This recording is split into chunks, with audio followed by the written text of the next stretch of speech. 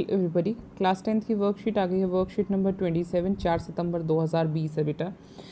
आप अपना नाम लिखेंगे, क्लास टीचर का नाम लिखेंगे। हम क्या पढ़ रहे हैं वर्कशीट्स में, ये आप जानते हैं। हम पढ़ रहे हैं जैव प्रक्रम या फिर लाइफ प्रोसेसेस, यानी कि वो प्रोसेसेस जिसके कारण आप एक लिविंग बीइंग हैं और बाकी जो नॉन लिविंग थिंग्स हैं वो लिविंग बीइंग्स नहीं हैं, क्योंकि उनके अंदर वो लाइफ प्रोसेसेस नहीं होते, वो जैव प्रक्रम नहीं होते जो सिर्फ जीवित या सजीव चीज़ों में होते हैं, बाकी उनमें नहीं होते, निर्जीव चीज़ों में नहीं होते। तो आज जो टॉपिक हम पढ़ने वाले हैं, आज जो कंटेंट हम कवर करने वाले हैं वो है रेस्पिरेशन या फिर श्वसन जिसको कहते हैं। श्वसन प्रक्रिया सिर्फ यही नहीं होती, हमने पहले भी पढ़ा था, श्वसन सिर्फ यही नहीं होता कि आप सांस अंदर लेते हैं और बाहर छोड़ देते हैं।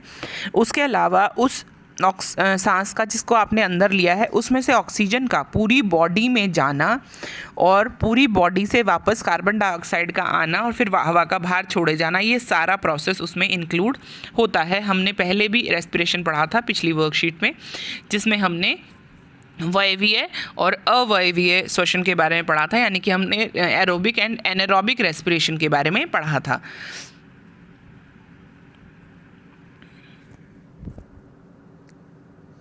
श्वसन के बारे में पढ़ेंगे। मानव श्वसन प्रणाली को विस्तृत रूप से कार्यों के आधार पर 2 भागों में विभाजित किया जाता है। पहला पार्ट आप जानते हैं, पहला पार्ट होता है सिर्फ system of interconnecting cavities and tubes that conduct airs to lungs, है ना। सिर्फ आपको ऐसी नलियों से लंग्स तक जाना और लंग्स से उसका वापस आना, ये होता है पहला लेवल रेस्पिरेशन का, पहली प्रक्रिया श्वसन की, जिसमें नोज़ होती है, जिसमें 2 नॉस्ट्रिल्स हैं हमारे पास, उसमें से नाक में से हवा अंदर जाती है।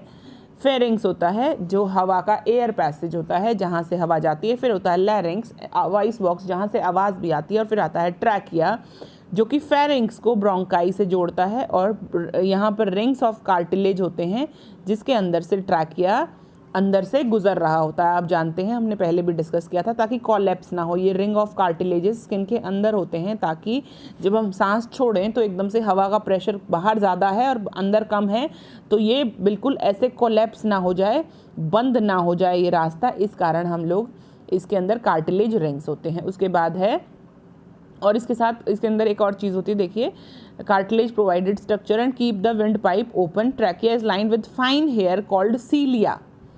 क्या कहते हैं? सीलिया, जो कि एयर को फिल्टर करने का काम करते हैं। जो एयर आप अंदर ले रहे हैं उस एयर को फिल्टर किया जाता है इससे पहले कि आप उसको अंदर ले जाएं। उसके बाद है ब्रोंकाई। ब्रोंकाई मतलब जब आपका ट्रैकिया इस तरीके से 2 पार्ट्स में डिवाइड हो जाता है तो इसको बोलते हैं ब्रोंकाई। क्या बोलते हैं? ब्रोंकाई। ठीक है बच्चे, क्लियर? इसको हिंदी में पढ़ लेते हैं सो दैट आपको एक्सप्लेन भी हो जाएगा। नाक में से गर्म वायु को गर्म करता है और फिल्टर करता है, ठंडी हवा को इतने टेम्परेचर पर लाता है जो आपका बॉडी टेम्परेचर होता है। उसके बाद ग्रसनी जो श्वास नली के पास होती है और श्वास नली के पास से निकलती है। फिर होता है स्वर यंत्र जिसके अंदर से आपकी आवाज़ निकल रही है। उसके बाद श्वसन नली, श्वसन नली से श्वसनी को छोड़ती है। उपास्थि वलय, उपास्थि वलय मतलब कार्टिलेज स्ट्रक्चर संरचना प्रदान करते हैं और श्वास नली को खुला रखते हैं। श्वास नली में श्लेष्मा होते हैं, सीलिया, जो कि एयर को फिल्टर करते हैं। सीलिया नामक महीन बाल होते हैं जो वायु को फुफ्फुस तक जाने में पहले फिल्टर करते हैं। फिर श्वसनी यानी ग्रसनी अंत में 2 शाखाओं में विभाजित होती है जो फुफ्फुस में प्रवेश करती है, उसको कहते हैं ब्रोंकाई या श्वसनी। ठीक है बच्चे, क्लियर हो गया? अब आते हैं यहाँ पर, कहाँ पर गैसों का आदान प्रदान होता है। अब यहाँ तक आपके लंग्स तक आप क्या हो गया है, वायु पहुंच चुकी है आपके लंग्स तक। अब लंग्स में जाने के बाद क्या होता है, ये भी बड़ी इंटरेस्टिंग बात है। देखिए, आपने लंग्स तक पहुंचा दी, लेकिन हवा तो, ऑक्सीजन तो कहाँ चाहिए? ब्रेन में भी चाहिए, हर बॉडी पार्ट में चाहिए, ब्रेन में भी चाहिए। ब्रेन में तो सबसे ज़्यादा ऑक्सीजन की ज़रूरत होती है। आपके हाथों में जो सेल्स हैं उनको चाहिए, पैरों में जो सेल्स हैं उसको चाहिए, पेट में जो सेल्स हैं उसको चाहिए, हर सेल को क्या चाहिए? ऑक्सीजन चाहिए रेस्पिरेशन के लिए। तो उसके बाद रेस्पिरेटरी ब्रोंक्यूल्स बनते हैं, यानी कि वो जो ब्रोंक्यूल यहाँ बने थे बच्चे, उस ब्रोंक्यूल के छोटे छोटे पार्ट हो जाते हैं जो ब्रोंक्यूल्स बनते हैं, ब्रोंक्यूल्स बनते हैं। उसके बाद यहाँ एल्वियोलर डक्ट बनती हैं और छोटी छोटी पाइपें हो जाती हैं यहाँ पर, और छोटी पाइपें हो जाती हैं, इससे भी छोटी यहाँ पाइपें बन जाती हैं छोटी छोटी। और उन छोटी छोटी पाइपों के बाद ऐसे बलून लाइक स्ट्रक्चर बनती है जिसको हम एल्वियोलाई बोलते हैं। क्या बोलते हैं? एल्वियोलाई। और इसके चारों तरफ, ये जो एल्वियोलाई, इसके चारों तरफ ब्लड सर्कुलेट कर रहा होता है और ब्लड के अंदर और इसके अंदर एयर का एक्सचेंज होता है। यहाँ पर होता है एयर एक्सचेंज। ये कॉन्सेप्ट समझ में आ रहा है कि नहीं आ रहा है? ठीक है बच्चे, हम बहुत ज़्यादा सरफेस एरिया देते हैं, बहुत ज़्यादा जगह को बढ़ा देते हैं। जितना ज़्यादा ब्लड इनके पास से निकलेगा, जितनी ज़्यादा ब्लड इनके पास से निकलता रहेगा, उतनी ज़्यादा यहाँ से जो गैसेस हैं उनका एक्सचेंज होगा। ये बात समझ रहे हैं आप? जितना ज़्यादा आप ब्लड हवा के आसपास से गुजरेगा उतना ज़्यादा एक्सचेंज कर सकता है और कार्बन डाइऑक्साइड दे सकता है और ऑक्सीजन ले सकता है। इस प्रोसेस के लिए यहाँ पर इतनी छोटी छोटी नलियाँ बनाई जाती हैं, पहले ब्रोंकाई, फिर ब्रोंकियोल्स, फिर एल्वियोलर डक्ट्स और फिर एल्वियोलाई।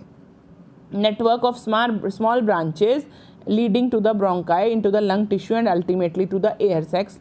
अब है एल्वियोलाई। एल्वियोलाई क्या होता है? The functional respiratory units in the lung where gases are exchanged. Clear? यहाँ पे इसके नज़दीक से एल्वियोलाई ऐसे बलून लाइक स्ट्रक्चर्स होती हैं, छोटी छोटी, बहुत ज़्यादा एरिया होता है। यहाँ पास से गुजर रहा होता है ब्लड और इसके बीच में होता है एक्सचेंज ऑफ गैसेस। ये जो सबसे छोटी स्ट्रक्चर है इसको कहते हैं एल्वियोलाई। ठीक है बच्चे, यहाँ पर क्लियर? अब वापस यहाँ इस वाली वर्कशीट में देखते हैं। यह प्रणाली श्वसन गैसों का आदान प्रदान होता है फुफ्फुस में। श्वसनिकाएँ होती हैं जो कि छोटे छोटे पाइप्स में डिवाइड होती हैं, फिर कूपिका वाहिनी होती है जो और छोटे में डिवाइड होती हैं, और सबसे असली पार्ट जहाँ पर रेस्पिरेशन होता है उसको कहते हैं कूपिका। क्या कहते हैं बच्चे? कूपिका। फुफ्फुस में कार्यात्मक श्वसन इकाइयाँ जो गैसों का यानी ऑक्सीजन और कार्बन डाइऑक्साइड का आदान प्रदान कराती हैं वो होती हैं कूपिका। क्लियर हो गया? अब इसको बताया गया है डायग्राम से। चलिए बच्चों डायग्राम देख लेते हैं।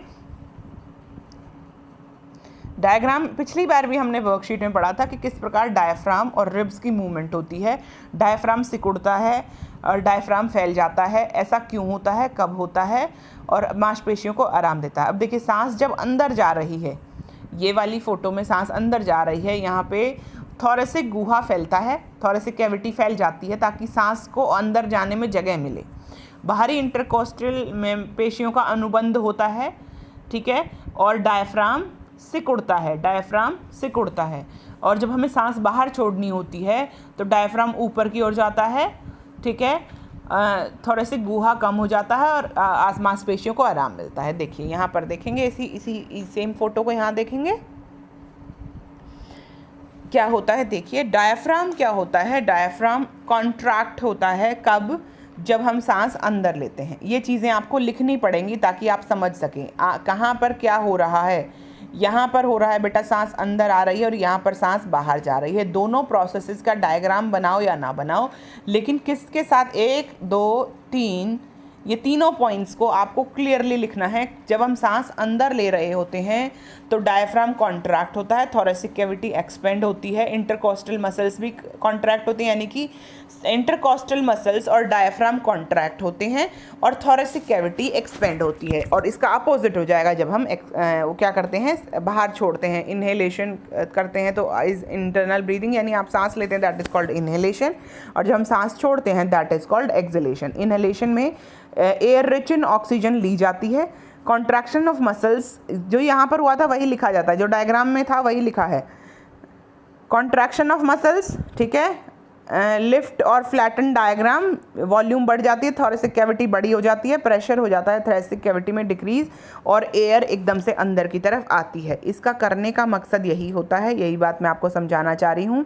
आपका जब अंदर का एरिया बड़ा हो जाएगा, यहाँ पर एरिया बड़ा हो जाएगा, बड़ा, तो बाहर प्रेशर ज़्यादा होगा और अंदर प्रेशर क्या हो जाएगा, कम, और हवा भागकर अंदर की तरफ घुसेगी। क्लियर?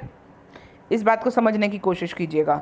ये जो है ये नॉर्मल प्रोसेस है, इसमें कोई एनर्जी नहीं वेस्ट होती। एनर्जी वेस्ट होती है इस वाले प्रोसेस में, इस वाले प्रोसेस में लगती है एनर्जी। सांस लेने में आपको कोई दिक्कत नहीं होती, सांस लेना इज़ वेरी ईजी। सांस लेना is as a passive process, आप ना चाहेंगे तो भी सांस ले लेंगे, लेकिन सांस छोड़ना में ताकत लगती है। सांस छोड़ना थोरेसिक कैविटी को, इसको कॉन्ट्रैक्ट करना पड़ता है, इसको एक्सपेंड करना पड़ता है और इसको बाहर छोड़ना पड़ता है। यहाँ पर छोटा किया इस जगह को छोटा किया जाता है ताकि यहाँ पर प्रेशर ज़्यादा हो जाए और बाहर प्रेशर कम लगे, तो यहाँ से यहाँ तक चीज़ें हो जाएं। बात क्लियर? चलिए यहाँ प्रेशर ज़्यादा हो जाए, यहाँ प्रेशर ज़्यादा हो जाए और बाहर की तरफ कम हो जाए। ठीक है बच्चे? Exhalation, expelling of air rich in carbon dioxide. अब हमने गैस एक्सचेंज कर लिया, अब हमारे पास जो हवा है उसमें कार्बन डाइऑक्साइड ज़्यादा है, कार्बन डाइऑक्साइड ज़्यादा है, उसको कहाँ छोड़ना पड़ेगा? बाहर, तो हम क्या करेंगे, मसल्स को रिलैक्स कराएंगे, डायफ्राम को डोम शेप्ड बनाएंगे। इससे क्या होगा, थोरेसिक कैविटी की वो वॉल्यूम कम हो जाएगी और प्रेशर, एयर प्रेशर कम हो जाएगा और एयर बाहर निकल जाएगी। ठीक है बच्चे, ये क्लियर हो गया। यहाँ पर देखिए सांस लेने में क्या होता है, सांस छोड़ने में क्या होता है। ऑक्सीजन युक्त हवा लेनी पड़ती है और कार्बन डाइऑक्साइड वाली हवा को छोड़ना पड़ता है। यह पसलियों से जुड़ी मांसपेशियों के संकुचन के कारण होता है। यहाँ डायफ्राम समतल हो जाती है, वक्षीय गुहा का आयतन बढ़ जाता है, इसलिए वक्षीय गुहा के अंदर दबाव कम हो जाता है और फेफड़ों के अंदर की वायु जाती है। CO2 का निष्कासन है। यह पसलियों से जुड़ी मांसपेशियों के शिथिलीकरण के कारण होता है। डायफ्राम गुंबद के आकार का हो जाता है, इसे वक्षीय गुहा का आयतन कम हो जाता है, वायु का दबाव भी कम हो जाता है, फेफड़ों से हवा बाहर निकल जाती है। अब हम आते हैं यहाँ पर एक्सप्लेन किया गया है सेलुलर रेस्पिरेशन को, यानी कि ये रेस्पिरेशन, आप इसको वर्कशीट को देखेंगे तो 2 पार्ट्स में बेटा। यहाँ पर सिर्फ वो वाला पार्ट दिखाया गया है जिसमें हम लोग बाहर वाला एक्सचेंज कर रहे हैं, यानी कि इसमें सिर्फ ब्रीदिंग वाला प्रोसेस दिखाया गया है सारे में, और इसमें सारा रेस्पिरेशन वाला प्रोसेस दिया गया है जो सेलुलर लेवल पर होता है, कोशिका स्तर पर होता है। यहाँ पर क्या होता है, आपने देख लिया, सांस अंदर ली और बाहर छोड़ी, इनहेलेशन और एक्सहेलेशन। यहाँ पर होता है असली प्रोसेस जहाँ पर सेल्स के अंदर जा रही है हवा। ठीक है बच्चों जी, देखो ये है एक एल्वियोलाई जिसको हमने दिखाया था और मैंने कहा था एक एल्वियोलाई के चारों तरफ बहुत ज़्यादा ब्लड स्ट्रक्चर होता है, ब्लड की सेल्स होती हैं जो एक्सचेंज करती हैं एयर का। ठीक है बच्चे, oxygen diffuses into RBCs, carbon dioxide diffuse. देखो जो ब्लू कलर की सेल्स है ना, उनमें से जो ब्लू मतलब जिसमें ऑक्सीजन कम है, कार्बन डाइऑक्साइड ज़्यादा है, वो वाली अपनी हवा छोड़ देती हैं, और जो कार्बन डाइऑक्साइड वाली जो ये ऐसी हैं, हवा छोड़ने के बाद ये क्या करती हैं, ऑक्सीजन को ले लेती हैं, कार्बन डाइऑक्साइड छोड़ देती हैं और ऑक्सीजन को इनटेक कर लेती हैं और फिर से रेड हो जाती हैं। ठीक है बच्चे, ये डिफ्यूजन होता है, सिंपल प्रोसेस होता है। Within the lungs, alveoli provide a surface where exchange of gases takes place. The walls of alveoli contain an extensive network of blood vessels. ये बात मैं आपको बार बार बता रही हूँ, उसके अंदर बहुत सारी blood vessels होती हैं। The capillaries bring carbon dioxide, capillaries क्या लाती हैं, कैपिलरीज लाती हैं और कार्बन डाइऑक्साइड रिच ब्लड। ठीक है बच्चा, पूरी बॉडी से लाती हैं और ऑक्सीजन को टेकअप करती हैं यहाँ से। And the oxygen the alveolar is taken up by the blood in the alveolar blood vessels. कहाँ ले जाने के लिए, पूरी बॉडी की सेल्स तक ले जाने के लिए एल्वियोलाई एयर को ले लेती है। When the body size of animal is large, जब बॉडी साइज, जो भी एनिमल की बात कर रहे हैं, जो भी जीव की बात कर रहे हैं, अगर वो बहुत बड़ा है तो डिफ्यूजन प्रेशर से काम नहीं बनता है, इसलिए रेस्पिरेटरी पिगमेंट्स ऑक्सीजन ले लेते हैं एयर से लंग्स में and carries it to the tissue, वहाँ पर ले जाते हैं जहाँ पर ऑक्सीजन की कमी होती है। तो रेस्पिरेटरी पिगमेंट्स भी यहाँ पर काम करते हैं और यहाँ पर respiratory pigments take up oxygen from the air in the lungs and कहाँ तक ले जाते हैं, उन टिश्यूज़ तक जहाँ पर ऑक्सीजन की कमी होती है। ह्यूमन बींग्स में रेस्पिरेटरी पिगमेंट क्या है, हीमोग्लोबिन। हमारा भी शरीर काफ़ी बड़ा है तो हमें भी हीमोग्लोबिन की ज़रूरत पड़ती है, जो कि ऑक्सीजन को सेलेक्टिवली पिकअप करता है। जो बाहर हवा है ना, जो हवा एल्वियोलाई में आई, उस हवा में से, कुपिका में जो हवा आई, उस हवा में से सिर्फ ऑक्सीजन को ले सके ऐसी ताकत किसके अंदर होती है, हीमोग्लोबिन के अंदर होती है। उसके अंदर हाई एफिनिटी फॉर ऑक्सीजन होता है, ये खासकर ऑक्सीजन को ही पिकअप करता है। ये रेड ब्लड सेल्स में प्रेजेंट होता है। हीमोग्लोबिन के कारण ही ब्लड सेल्स का कलर रेड होता है, क्योंकि हीमोग्लोबिन के अंदर क्या होता है बच्चे, आयरन लोह होता है। लोहे के कारण इसका कलर कैसा होता है, रेड होता है। हीमोग्लोबिन एक प्रोटीन है, इसकी एफिनिटी है, यानी कि इसको लगाव किससे है, ऑक्सीजन से, और ये ऑक्सीजन को ही पिकअप करता है।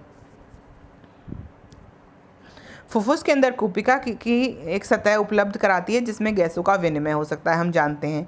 कुपिकाओं की भित्ति में रुधिर वाहिकाओं का जाल होता है, हम जानते हैं, ताकि बहुत ज़्यादा एक्सचेंज हो सके वायु का।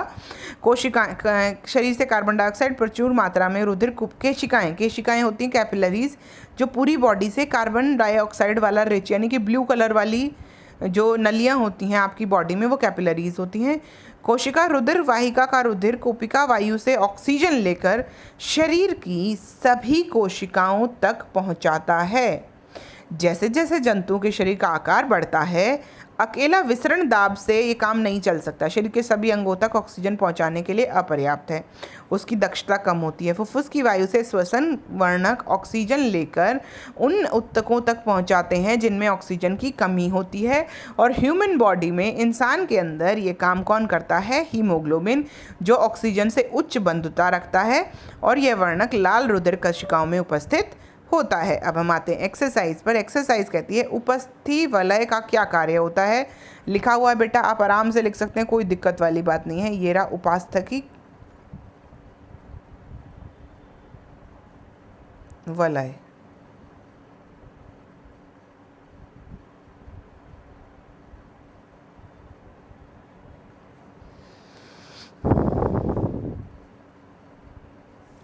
रिंग्स ऑफ कार्टिलेज ट्रैकिया को कोलैप्स होने से बचाते हैं। कहाँ पर होगा? यहाँ पर होगा। यहाँ पर एक लाइन लिखी, देखिए श्वास नली वाले में, इसमें लिखी एक लाइन। उपास्थली वय संरचना प्रदान करते हैं और श्वास नली को खुला रखते हैं। क्लियर हो गया? उपास्थि वलय संरचना प्रदान करते हैं, ये रहा उपास्थि वलय संरचना प्रदान करते हैं और श्वास नली को खुला रखते हैं। ये है श्वास नली में जो लिखा हुआ है, नाक के नीचे श्वास नली में ये लाइन लिखी हुई है। कोलैप्स होने से बचाते हैं, ये हमने पहले भी डिस्कस किया था। ट्रैकिया को कोलैप्स होने से कौन बचाता है? The rings of cartilage provide structure and keep the windpipe open. ठीक है बच्चे, सिर्फ यही था इसका कार्य। Next question. नेक्स्ट क्वेश्चन कहता है how is oxygen transported in large multicellular organisms like human beings. यहाँ से लिखना शुरू करेंगे, देखिए यहाँ से। When the body of size of animals is large, तो आप यहाँ तक लिखेंगे, लास्ट तक ये पूरा लिखेंगे, पूरा पैराग्राफ। कहाँ से शुरू करेंगे बच्चे? ये सारी वर्कशीट वैसे आपको लिखनी है। ये जैसे जैसे जंतुओं का शरीर का आकार बढ़ता है ना, जैसे यहाँ से शुरू करेंगे, जैसे जैसे जंतुओं के शरीर का आकार बढ़ता है, अकेला विसरण दाब शरीर के सभी अंगों में ऑक्सीजन पहुँचाने के लिए अपर्याप्त होता है, उसकी दक्षता कम हो जाती है। फुफ्फुस की वायु से श्वसन कर्णक जो होते, श्वसन वर्णक जो होते हैं, ऑक्सीजन लेकर उन ऊतकों तक पहुँचाते हैं जिनमें ऑक्सीजन की कमी है। यहाँ पर कौन होता है? हीमोग्लोबिन काम करता है। अगला क्वेश्चन पढ़ते हैं बच्चे। सांस लेने और सांस डायफ्राम की प्रक्रिया समझाएं। समझाएंगे कैसे? डायग्राम से समझाएंगे। डायफ्राम की प्रक्रिया आप डायग्राम से समझाएंगे। डायफ्राम सिकुड़ता है जब हम सांस लेते हैं और डायफ्राम आराम करता है जब हम सांस छोड़ते हैं। क्लियर? यहाँ पर भी देख लीजिए, और आपको डायग्राम बनाना है, बिना डायग्राम के कुछ नहीं, डायफ्राम का क्लियर नहीं होगा। Diaphragm contracts when we inhale, diaphragm relaxes when we exhale। और ये जो यहाँ पर इनहेलेशन और एक्सहेलेशन में जो एक्सप्लेनेशन दिया गया है, ये भी आप लिखेंगे, क्योंकि इसमें डायफ्राम की मूवमेंट को बहुत अच्छी तरह एक्सप्लेन किया गया है इन वर्ड्स। ठीक है बच्चे, ये आप लिखेंगे। इनहेलेशन और एक्सहेलेशन में जो डायफ्राम है ये आप लिखेंगे। ठीक है बच्चे, आई होप आपको वर्कशीट समझ में आई। कोई डाउट हो तो पूछिएगा। मिलते हैं अगली वर्कशीट में। बाय बाय बच्चों।